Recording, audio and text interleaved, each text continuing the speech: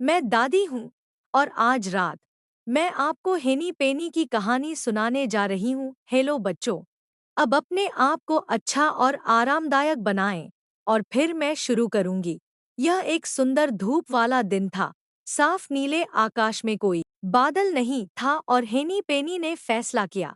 थोड़ी दूर चली थी और उसे गर्मी लग रही थी, इसलिए वह एक ओक के पेड़ की छाया में बैठ गई, जहाँ छाया अच्छी और ठंडी थी।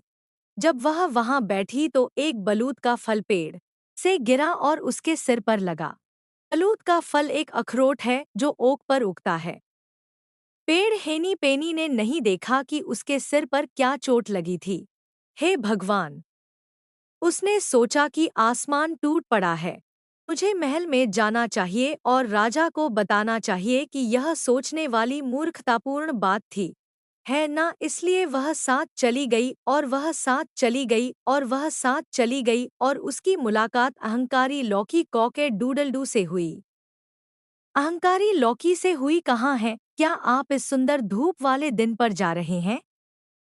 क्वैक क्वैक, मैं रुक नहीं सकता। क्लकडहेनी पेनी, आकाश अभी नीचे गिरा है और मेरे सिर पर लगा है। मुझे महल में जाना चाहिए और राजा से कहना चाहिए कि मैं तुम्हारे साथ आऊंगा। अहंकारी लौकी ने कहा कि अब दो मूर्ख पक्षी बन गए हैं, तो वे साथ गए और वे साथ गए और वे साथ गए और उनकी मुलाकात डकी लकी क्वैक क्वैक से हुई। आप इस सुंदर धूप वाले दिन पर कहाँ जा रहे हैं? Quack ducky lucky.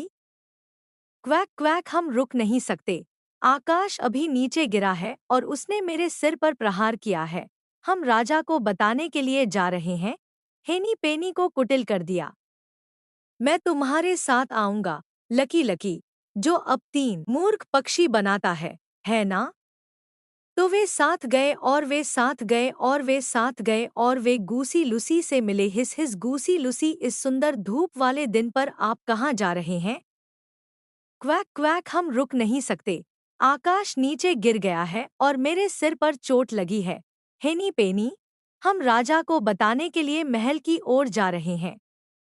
मैं तुम्हारे साथ आऊंगा, फुफकारते हुए गूसी लूसी। अब कितने मूर्ख पक्षी राजा को देखने जा रहे हैं? यह सही है। चार हेनी पेनी कॉकी लौकी डकी लकी और गूसी लूसी हैं। तो वे साथ गए और वे साथ गए और वे साथ गए और फिर उनकी मुलाकात टर्की से हुई। लड़की गोबल गोबल, इस सुंदर धूप वाले दिन पर आप कहाँ जा रहे हैं? निगल गया टर्की। लड़की क्वैक क्वैक, हम रुक नहीं सकते। आकाश नीचे गिर गया है और मेरे सिर पर मारा है। क्लकडहेनी पेनी, हम राजा को बताने के लिए महल की ओर जा रहे हैं।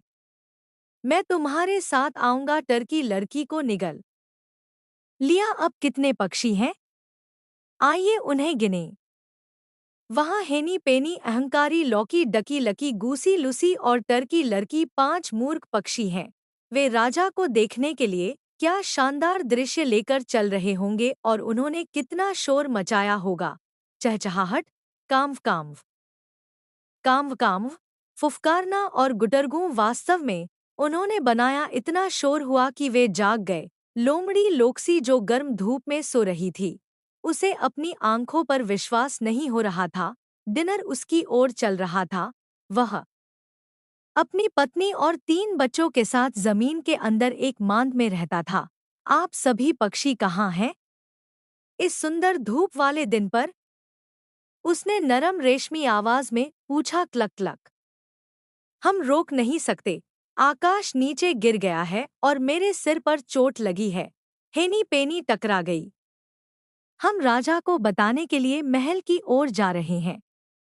ओह, राजा मेरा एक अच्छा दोस्त है, फॉक्सी लोक्सी ने कहा। वास्तव में वह एक कप चाय के लिए मेरे घर आया है, इसलिए आपको महल तक जाने की जरूरत नहीं है। आप उसे यहाँ बता सकते हैं। वह आपसे मिलकर बहुत प्रसन्न होगा यदि आप बस एक मिनट रुकें। मैं अंदर जाऊंगा और राजा को बताऊंगा और फिर मैं आपको अंदर आने के लिए बुलाऊंगा। खैर, मिलने के विचार से पक्षी बहुत उत्साहित थे। राजा तब तक इंतजार करता रहा जब तक लोमड़ी लॉक्सी छेद से गायब नहीं हो गई। लेकिन क्या उसकी मांद का प्रवेश द्वार था? लोमड़ी लोक्सी अपनी पत्नी और बच्चों को पक्षियों को पकड़ने के लिए तैयार रहने के लिए कहने गया था। जब वे मान में उतरे तो एक बुद्धिमान बूढ़ा उल्लू एक पेड़ से यह सब देख रहा था। उसका नाम हूटी टोटी था। वह नीचे उड़ता था और पक्षियों पर हूटिंग करता था, जितनी तेजी से भाग सकता हो भाग जाओ। यही कारण है कि बूढ़ा लोमड़ी लॉक्सी आपको अपने खाने के लिए चाहता है। राजा वहां नहीं है। यह एक चाल है। हेन्नी पैनी अहंकारी लौकी डकी भाग्यशाली गूसी लूसी और टर्की लड़की मुड़े और जितनी तेजी से वे भाग सकते थे अपने घरों की ओर भागे।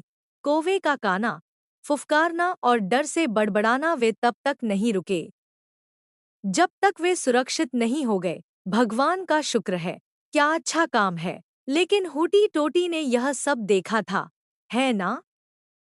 खैर फॉक्सी लॉक्सी ने पक्षियों को राजा से मिलने के लिए बुलाया। जब कोई नीचे नहीं आया तो वह उन्हें ढूंढने के लिए अपनी मांद से बाहर आया। लेकिन वहां कोई पक्षी नहीं था, केवल कुछ पंख थे हेनी पेनी के। उसने कभी भी यह बताने का प्रबंधन नहीं किया राजा को कि आकाश नीचे गिर गया था। आपको क्या लगता है कि आकाश नीचे गिरा था या नहीं, कमेंट्स में बताइए। आशा है कि आपको ये कहानी पसंद आई होगी। वीडियो को लाइक कीजिएगा, चैनल को सब्सक्राइब कीजिएगा और शेयर कीजिएगा। Thank you.